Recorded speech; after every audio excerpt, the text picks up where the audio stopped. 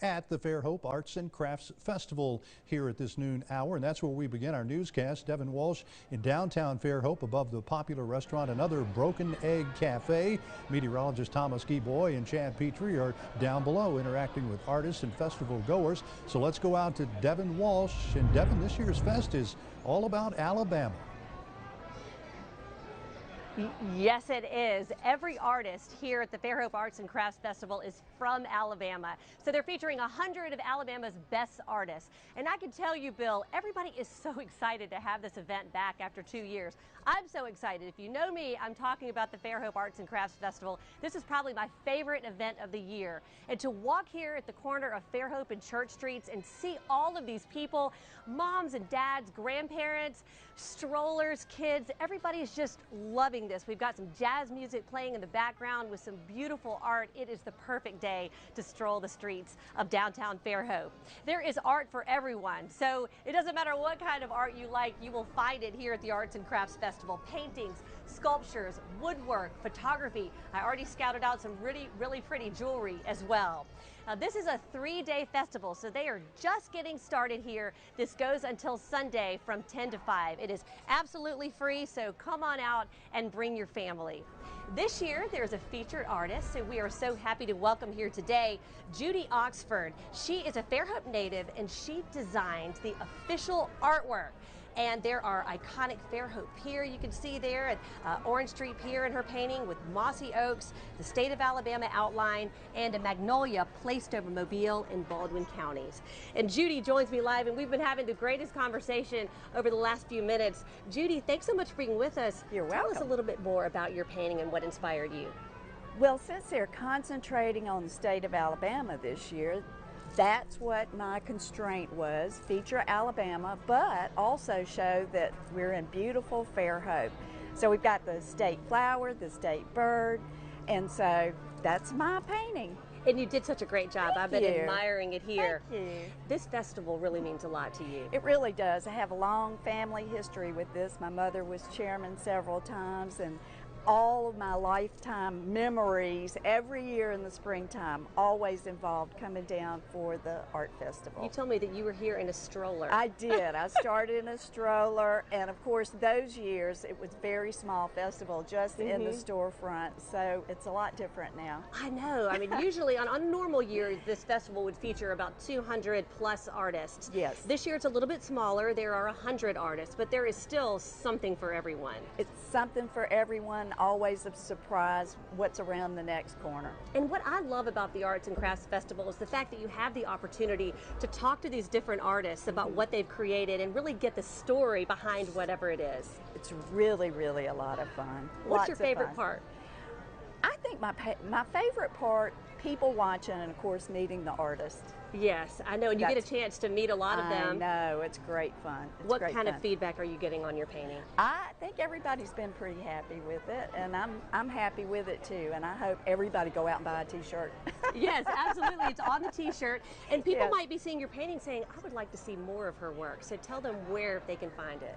I'm in the Gallery by the Bay on Fairhope Avenue, so I'm not going to be in a booth this year because I'm in a gallery, but that way is I can go out and have fun with everybody else. You can go out and enjoy it. Yes. Well, Judy Oxford, the featured artist there at the Fairhope Arts and Crafts Festival. Thank you so much for being You're our guest. welcome. You're welcome. All right. Well, as Bill mentioned, Chad Petrie is also with us here at the festival. He has been here all morning long, and he has had the chance to talk to a lot of artists who are so grateful that the festival was able to happen this year. Chad.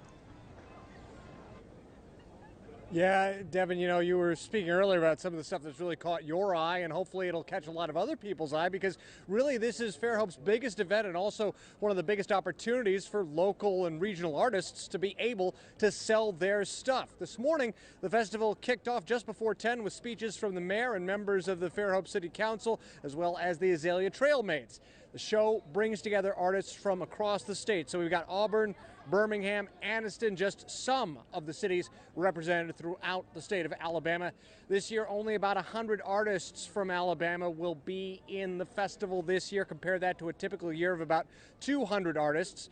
Artists were up early, unrolling their tents and making sure the merch was in place. Organizers saying this event is important not just to the city, but the Gulf Coast region. Well, I think this year, because we didn't get to have it last year, obviously, and this kind of brings a little bit of normalcy to the traditions that people have. So I think this year's festival, you can just feel the excitement in the air. It's one of the largest events we have in the region, and for even the artists who come here, it's a huge economic impact for them as well as our businesses in downtown. And I think so many of our residents and just people who visit our area look forward to this every year, so I'm just thankful we can do it this year.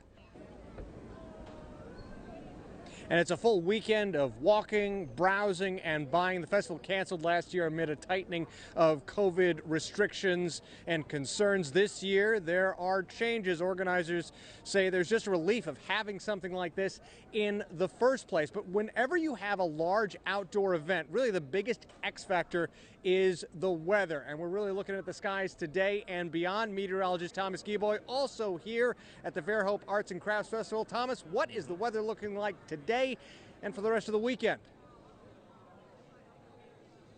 Well, hey, Chad, so far the weather, it's really been quite nice. It's cloudy, it's overcast, but it's a little bit on the warm and steamy side. But I tell you what, we're in a great location here in Fairhope because not only are we by the clock tower, but if you pan over to my left, there's also a tent that's full of maps, and being a weather person, I love maps. But so far this week, we've really enjoyed a nice stretch of dry weather, but there's a front that's kind of draping itself on top of our neighborhood right now, so we'll take you to the graphics, where we are indeed tracking a few showers. Really not too much in the way of any lightning or thunder, but so far most of the shower activity has been north of the Interstate 10 corridor, but we'll see more showers and thunderstorms spread across the area as we go through today. It's not going to be a complete washout, so if you do find wet weather, keep in mind it's not going to rain all day, and then as we move into the evening, the rain chance will go down. But it is warm, it's muggy outside. We started off with temperatures in the lower 70s, and we're going to be in the lower to middle 80s by the time we get towards the middle stages of the afternoon.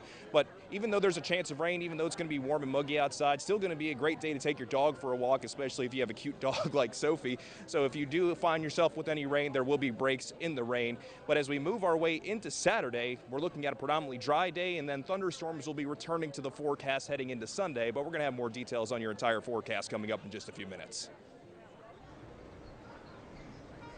All right, thank you very much, Thomas.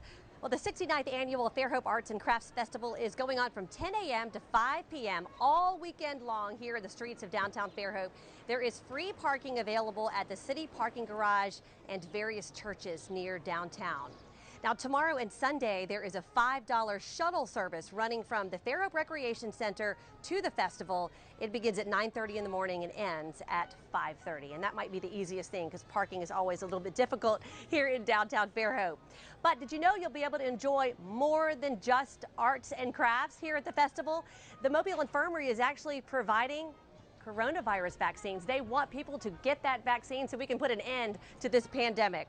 So tomorrow, Infirmary Health is offering the vaccines and some other medical screenings as well.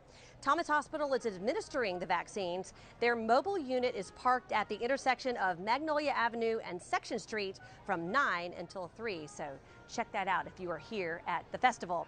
And I have been looking down below on the streets of Fairhope, and my husband is going to be very unhappy because I've already found several items that I want to go check out. Some really cute door hangers, and there's some jewelry across the street I've got to check out. So lots of great items, Bill. Just a great start to the Fairhope Arts and Crafts Festival. All right, Devin, thanks very much. We'll check back with Devin in just a few moments. First,